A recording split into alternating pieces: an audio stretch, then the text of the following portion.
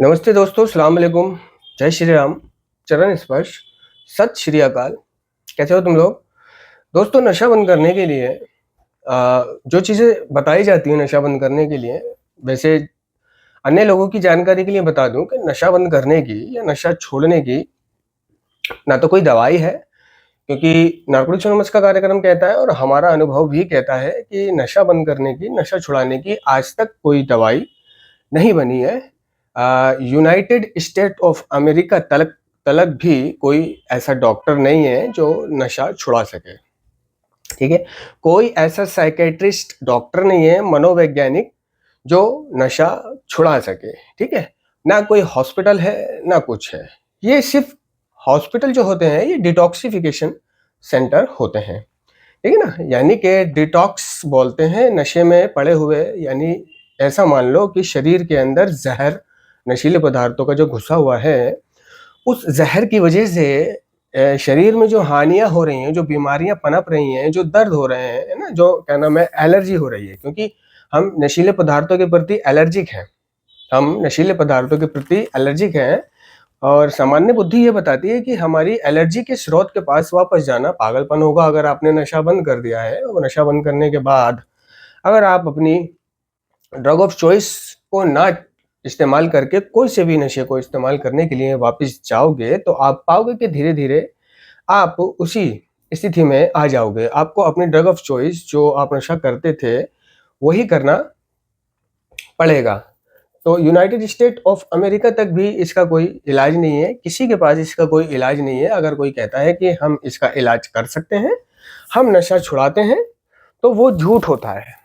झूठ होता है, वो फैमिली की भावनाओं के साथ खेलने वाली चीज़ें होती हैं। नशा कोई नहीं छुड़ा सकता जब तक नशेड़ी खुद नशा बंद करना ना चाहे, और जब नशेड़ी खुद नशा बंद करना चाहता है, तो उसको सहारा देती है नारकोटिक्स एनोनिमस।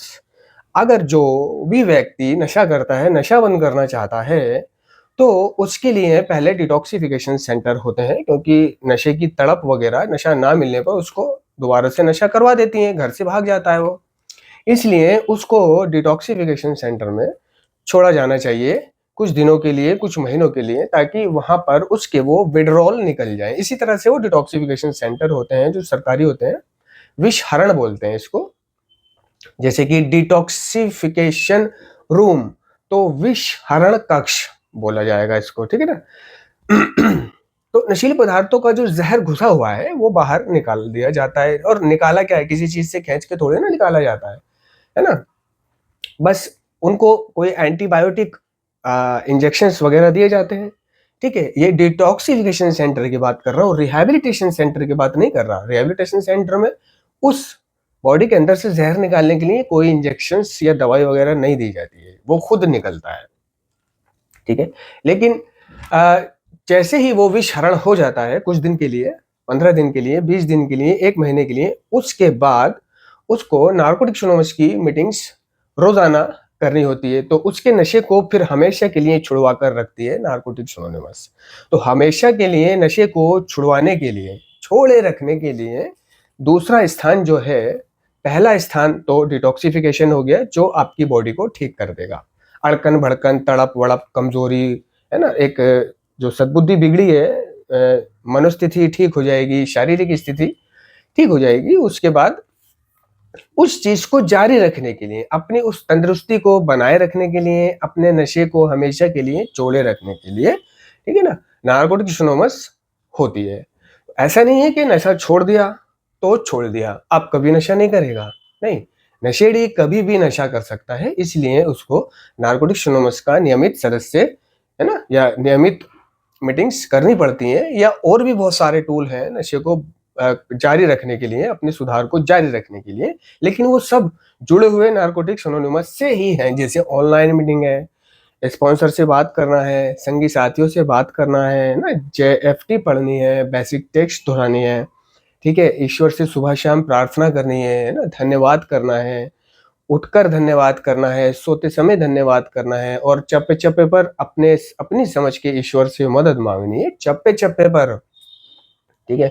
और जहां नशा करने की तलब परेशान करे, तो तुरंत एक रिकवरिंग एडिक्ट से संपर्क करें।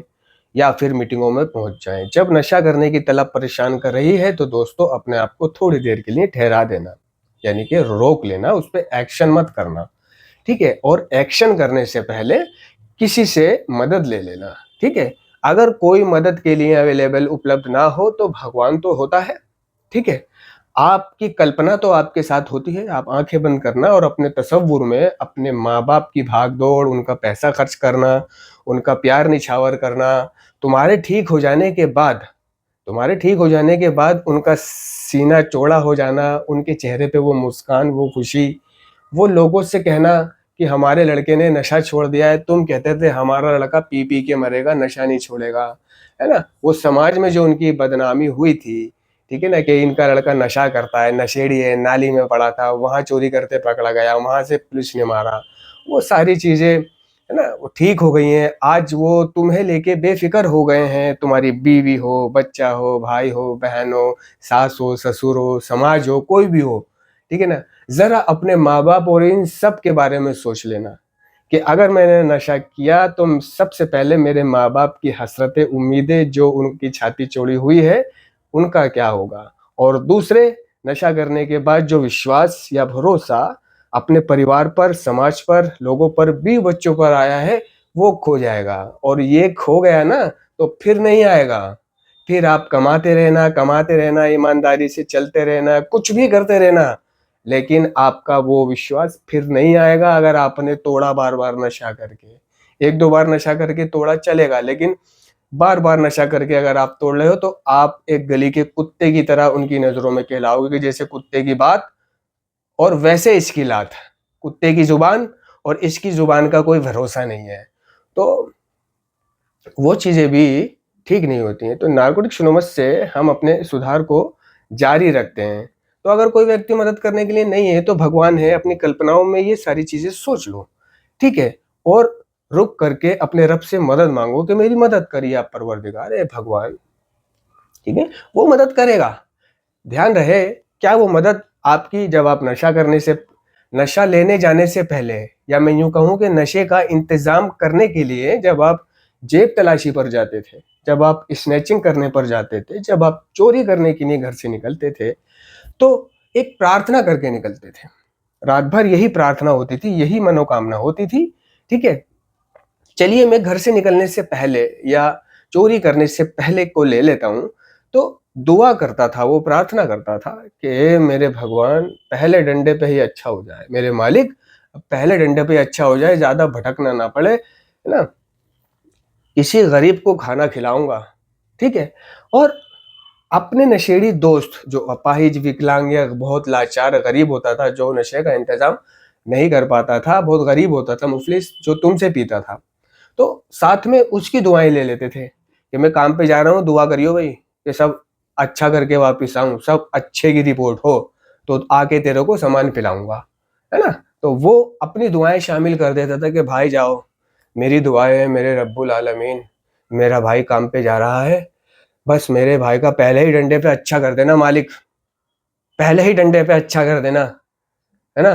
जाओ भाई जाओ, सब अच्छे की रिपोर्ट होएगी, जाओ जाओ, मैंने कह दिया जाओ, ठीक है ना। तो इस तरह से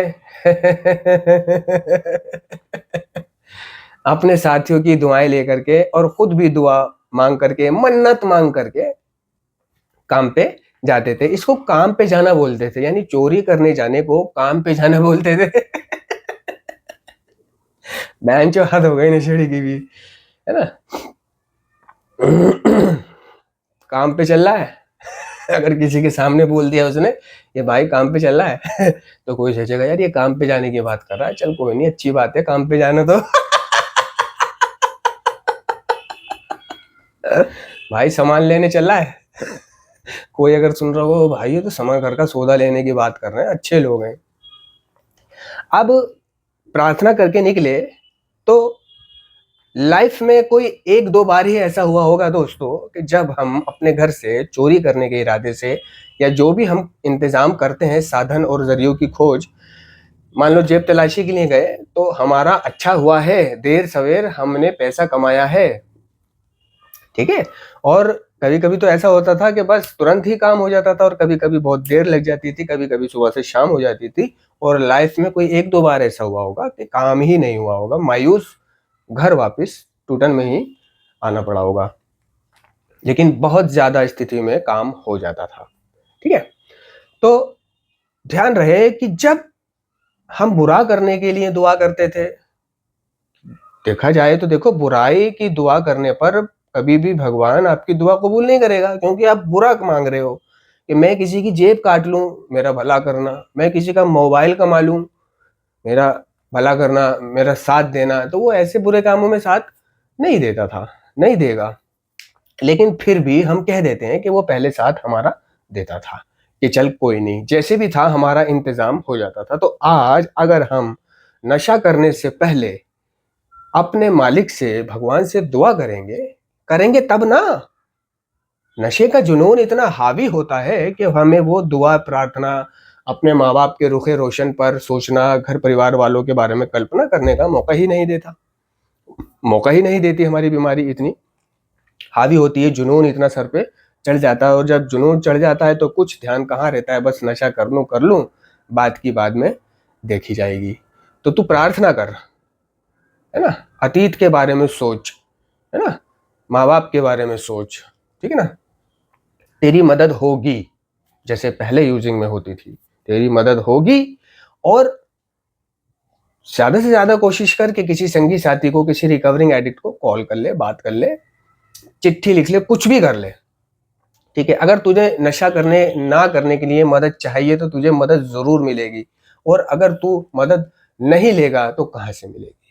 तो और भी बहुत सारी चीजें सहायक होती हैं नशा बंद करने में, कि ऐसा है कि जैसे कि नशा बंद करने के लिए सिर्फ वो सीखा हुआ समझा हुआ कि मुझे क्या करना है, ये करना है, वो करना है, कैसे जीना है, पुराने दोस्त, पुरानी संगत, पुराने साथियों को, पुरानी आदतों को, पुराने स्थानों को, पुराने विचारों को भी बदलने की आवश्यकता है।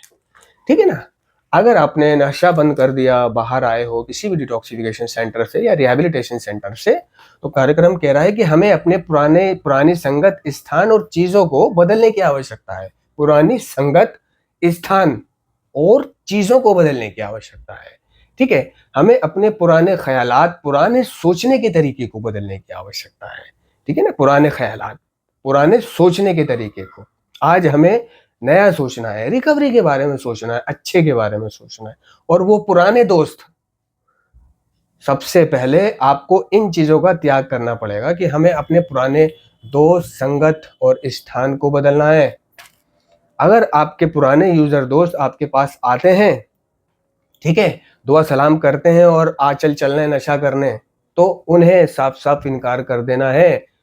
शर्म नहीं करनी है कि मैंने नशा छोड़ दिया है, मैं नशा नहीं करता, तू जा। वो जबरदस्ती कर रहा है तो उसको सुना दो कि जा, और भाई आज के बाद मेरे से ना बोलना नहीं, ताल्लुकात ही खत्म कर दो उससे, अच्छे तरीके से, मीठे तरीके से, या धीरे धीरे जैसा भी आपको लगे उनसे दूर हो जाओ। ठीक है ना। कोई कोई ऐसा होता है कि साफ बोलने पर दुश्मन बन जाता है ना, और आपको मालूम है कि मैं साफ बोलूंगा ये दुश्मन बन जाएगा, तो ऐसा भी नहीं। बाकी उसको किसी भी तरह टाल दो, एक दिन वो खुद समझ जाएगा और खुद ही छोड़ देगा आपके पास आना। तो ये पुराने दोस्त जो होते हैं ना, पुराने दोस्तों में अगर आप जा रहे हो, कुछ भी ठान के जा रहे हो कि मैं नशा नहीं करूंगा, सिर्फ खालीपन आ रहा है यार, किससे बात करूं, क्या करूं, वक्त नहीं गुजर रहा, चलो वहीं जाके बैठ जाता हूँ, गप्पे लड़ा लूंगा, बात तो सारी नशा ना करने से है। तो दोस्तों, नशे में एक ऐसा आकर्षण होता है कि अगर तुम्हारे सामने कोई नशा कर रहा है तुम्हारी पसंद का या जो भी, तो तुम अपने आप को, अगर न्यू कमर हो, अगर पुराने हो तो रोक लेते हो, पुराने हो तो मेरे सामने अगर कोई नशा कर रहा है तो मुझे कोई मतलब नहीं होता, ना मुझे खिंचाव होगा, ना मेरा मन करेगा, और वो कर ले ठीक है, मैं भी बैठा हूँ, मैं नहीं करूंगा। ऐसा मेरे साथ हुआ है और होता है। मुझे नशा पाया भी है, ठीक है, और मैंने उसे उठा के जेब में भी रखा है, रास्ते में किसी टूटन को दे दूंगा, है ना। तो वही हुआ, अब टूटन तो कोई मिली नहीं, तो मैंने मीटिंग में अंदर घुसने से पहले उसको मैंने बाहर दीवार में घुसा दिया। बाहर में दीवार में घुसाने के बाद मीटिंग से बाहर आए, क्योंकि मीटिंग्स में नशीला पदार्थ लेकर नहीं जाना चाहिए, और मैं मीटिंगों के किसी भी रूल को नहीं तोड़ना चाहता था, है ना, मेरा दिल ही नहीं करता था, मुझे गिलानी आती है मीटिंग के किसी भी रूल को तोड़ना। ठीक है, कुछ भी हो जाए, मीटिंग का कोई नियम या मीटिंग के साथ कोई बेईमानी मैंने आज तक नहीं करी है। तो वो फिर मैंने बाहर निकलने के बाद उसे गटर में फेंक दिया। मैंने, अब मैं किसी टूटन को ढूंढने उसके पास जाऊं, हटाना छोड़, गटर में फेंक, धक्का दे। ठीक है, तो जो न्यू कमर है, अगर वो न्यू कमर इस तरह से सोच करके अपने पुराने दोस्तों में जा रहे हैं, तो ध्यान रहे आप नशा करके वापस आओगे। वो आपको नशा करा देंगे, आपके नशे का जुनून, खिंचाव, लालसा आपको नशा करा देगी। आप कुछ भी ठान के जाओ, कुछ भी ठान के जाओ कि मैं नशा नहीं करूंगा, क्योंकि ठाना हुआ नशे के मामले में नहीं चलता। ये एक एडिक्शन है, ये एक बीमारी है, और अपनी बीमारी की स्रोत के पास वापस जाना पागलपन होगा। अगर आप अपनी बीमारी के स्रोत के पास वापस जा रहे हो तो पागल कहलाओगे आप।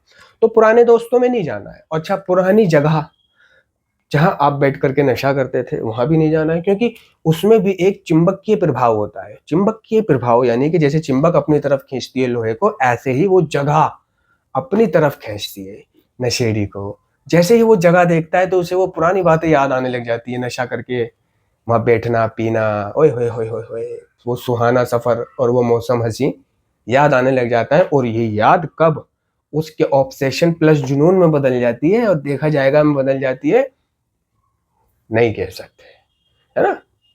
पुरानी जगह, पुराने स्थान, पुरानी दोस्त, है ना, पुरानी सोच।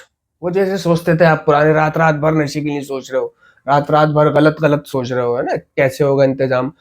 आज रिकवरी में जो है आपको सोचना वोचना कुछ नहीं है, सिर्फ भगवान पे छोड़ देना है, अल्लाह पे छोड़ देना है, और खुद ईमानदार रहना है। बजाय सोचने के भगवान पर छोड़ देना है, क्योंकि जाने देना और ईश्वर पर छोड़ देने से मिलने वाली राहत एक ऐसी जिंदगी को विकसित करने में सहायक होती है जो जीने लायक होती है। तो अगर आपको अपनी जिंदगी को जीने लायक बनाना है तो जाने दो।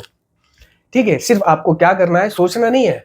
ना अतीत पे पछताना है, ना भविष्य के बारे में घबराना है, ना वर्तमान को लेकर विशेष उत्साहित होना है ना। आपने वर्तमान को खराब नहीं करना है। इन तीनों चीजों को आपको धक्का दे देना है। आपके वर्तमान जो है ना, यही आपकी दुनिया है ना। वर्तमान सिर्फ आज के लिए ही आपकी दुनिया है।